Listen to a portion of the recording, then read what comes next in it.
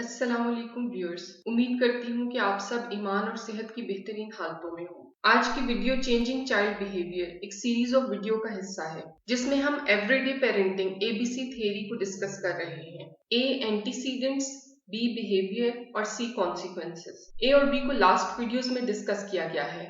आज हम कॉन्सिक्वेंसेस की बात करेंगे। व्यूअर्स, एक बात क्लियर कर दूं, कुछ पेरेंट्स का ख्याल है कि हम इतनी एफर्ट क्यों करें। व्यूअर्स, ये स्पेशल टेक्निक्स उन डिफिकल्ट और चैलेंजिंग सिचुएशंस के लिए डिजाइन और प्लान की गई हैं जब यूजुअल पेरेंटिंग टेक्निक्स काम न कर रही हो। आम हालात में आपको इनकी जरूरत नहीं। पहली टेक्निक जिसके बारे में हम बात करेंगे वो है पॉजिटिव ऑपोजिट। जब हम बच्चे की कोई आदत खत्म करना चाहते हैं तो उसे यूजुअली मना करते हैं और दूसरा स्टेप है कि हम उसे पनिश करते हैं। ये टेक्निक इन दोनों चीजों का ऑल्टरनेटिव है। एज ह्यूमंस हमारा ब्रेन नेचुरली उन चीजों पर फोकस करता है जिनको हम पसंद नहीं करते। इसे नेगेटिविटी बायस भी कहा जाता है और हम इस चीज के इतनी आदी हो जाते हैं कि सिर्फ नापसंद या नेगेटिव बिहेवियर पर तवज्जो देते हैं और पॉजिटिव पे इतना फोकस नहीं कर पाते।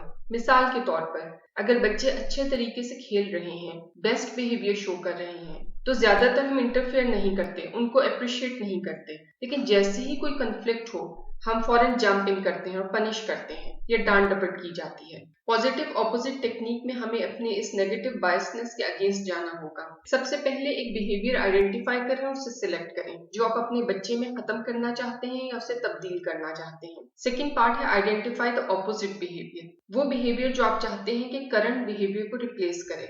इसी को पॉजिटिव ऑपोजिट कहा जाता है। मिसाल के तौर पर, बच्चे जब खेलते हैं तो लड़ भी पड़ते हैं, लेकिन अगर आपके बच्चे जरूरत से ज्यादा आपस में लड़ते हैं और अब आप इसका पॉजिटिव ऑपोजिट चाहते हैं तो वो ये है कि वो गैर जरूरी तौर पे ना लड़े और मिलकर खेलना और कोऑपरेट करना सीखे। या ये कि आपका बच्चा कपड़े चेंज करके नीचे फर्श पर ही फेंक देता है। इसका पॉजिटिव ऑपोजिट है कि वो बच्चा उन कपड़ों को लॉन्ड्री में डाले या क्लोजेट में रखे। थर्ड स्टेप है प्रेज द चाइल्ड। जब बच्चा वो बिहेवियर शो करे जिसे हमने पॉजिटिव ऑपोजिट का नाम दिया है तो आप उसे एफ्यूसिवली प्रेज करें, जैसे कि हमने प्रेज की वीडियो में डिस्कस किया था।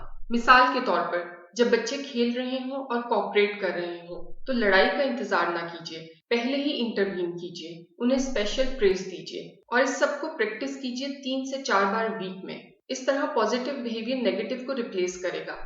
आप पॉजिटिविटी को प्रेस करेंगे तो बच्चा उसे बार बार प्रैक्टिस करेगा, वो बिहेवियर लॉक इन होगा, परमानेंट हो जाएगा और नेगेटिव बिहेवियर को रिप्लेस कर लेगा। आइए हम देखते हैं कि हमने क्या किया।